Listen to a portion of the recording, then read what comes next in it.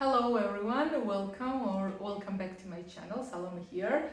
Traditionally, I'm here to report best films of the week, but this week I decided to change the tide and speak of the worst films because after months and months of reporting on the best films, of course, now I have more worst films on my list than best films. So I just want to reflect on the choices that I don't recommend you to waste your time on, and of course I have my reasons on that. Let's get into this video. If you love any of these films, that's totally fine. Film and art for me is a very subjective medium, and you may love films that I hate. Hate is a big word, you know. I just find them to waste my time, and I didn't get anything out of them, and I'm just sharing my opinion. So let's respect the difference between our opinions. First thing, the film that I didn't like, you know that I like to dive back in the 70s, 80s, 90s. I love old films, and sometimes I follow the careers of this or that actor or actress. And I love Jennifer Jason Leigh, who is American-born actress. I find her presence very charismatic, and I was following her films and filmography, and I watched this movie Miami Blues, her starring with Alec Baldwin. This film is made in 1990. And for me, this is a very shallow American movie. Nothing to add more or nothing to say less. It is just a mundane, very mediocre, nothing to give me type of film. And as much as I love Jennifer Jason Leigh, there was nothing for her to act. Of course, I respect her presence. And on top of that, I don't really think that Alec Baldwin is a good actor or has an interesting presence, bodily presence. So maybe that also added up. All in all, for me, this film did not contribute in anything new. The second film that I didn't like is maybe a surprise for a lot of people, because it's a famous film. It's Suffragette. It is based on true events when women started to rebel for their rights, and it's about suffragette movements, feminist movement. I really love the subject, and I think a lot can be done about the themes of suffragettes, but for me this film is very predictable, very traditionally executed, you know, very conventional. A lot of people may say that, you know, this follows the true events, Salome, what can you expect? But I have higher expectations by default when I watch a film, because I personally expect to have a cinematic experience rather than moral history lesson. I go to documentaries, so Suffragette can and could be a really good documentary. Actually, I would love to watch a documentary about female movement, but when it comes to fictional adaptation, I have higher demands, because I really like to get into the psychological state of people who are repressed and people who fight for their lives. And this film was focused on the social movement, and it actually was more descriptive than performative, meaning that it gave me more description than actual feeling and experience. So that's why I find it to be very dry, although actors are amazing.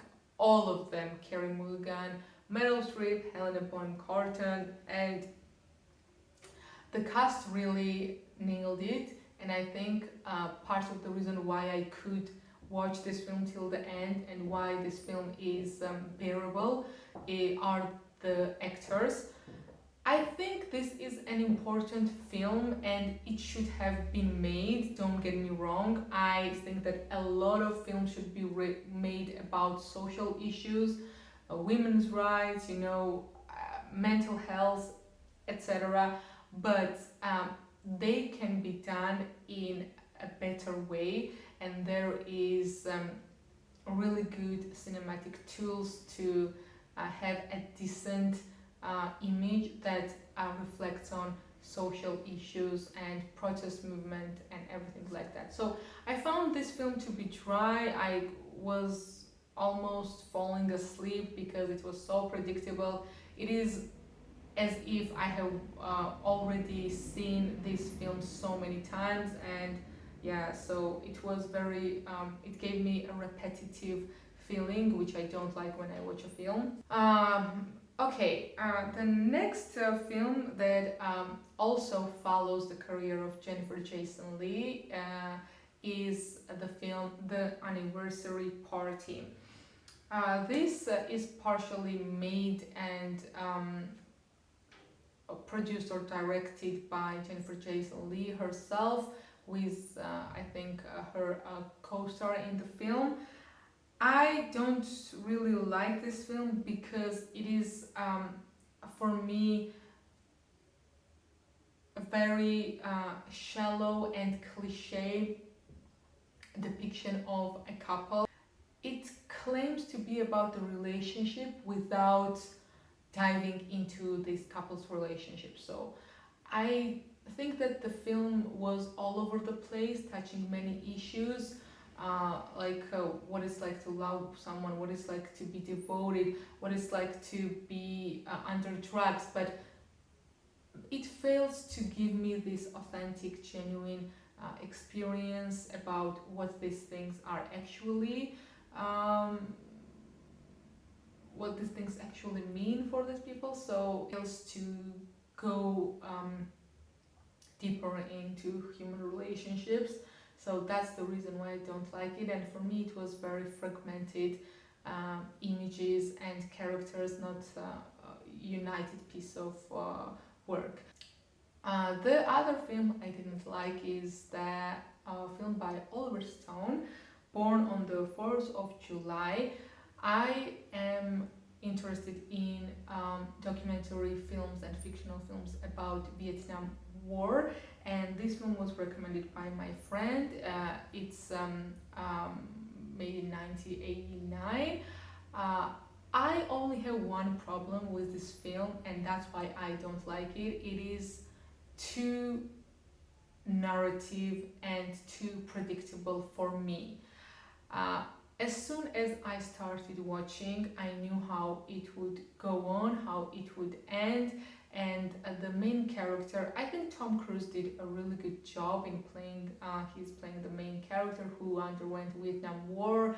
He had these big, huge dreams to serve his country, and it really shows the journey of a person who undergoes war and sees how brutal and hopeless the situation really is.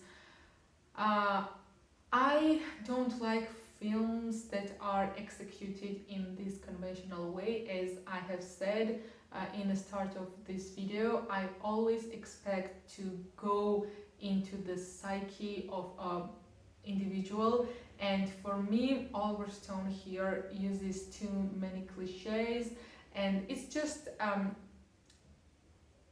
on surface, anyone could make this type of film about Vietnam War. I know that this is a problematic sentence that I said, but this is how I feel.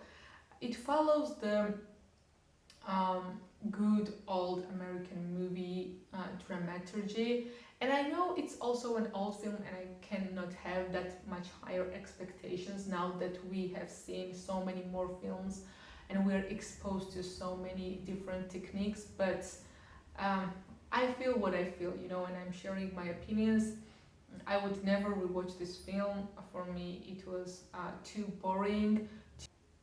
And last but not least is gonna be a surprise, because generally I respect this director so much. He's not the best director, to be honest, for me, but I respect the director I'm talking about is Lars von Trier.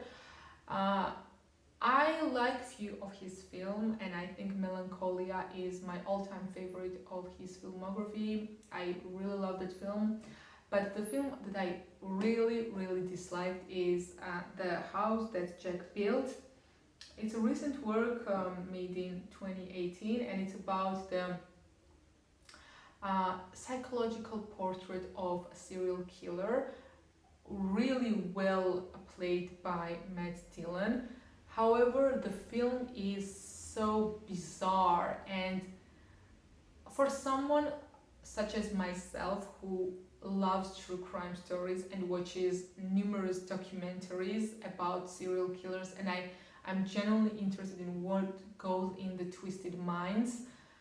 For me, this was such a failed picture. These dialogues were also so like, come on, Lars von Trier, been there, done that. I expected so much more because I already am familiar with Lars von Trier's works.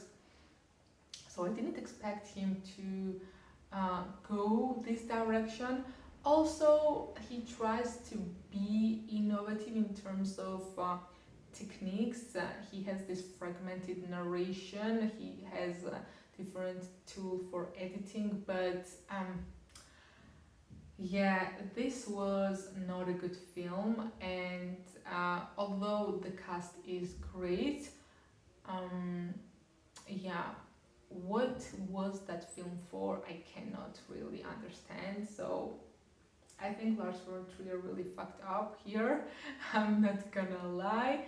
And yeah, don't waste your time. Watch films such as Melancholia, Idiots from him, Dogwheel, masterpieces, and not this shit. Anyway, these are my recommendations or non-recommendations. Thank you so much for watching. I hope you're doing great. Have a great week and see you next time.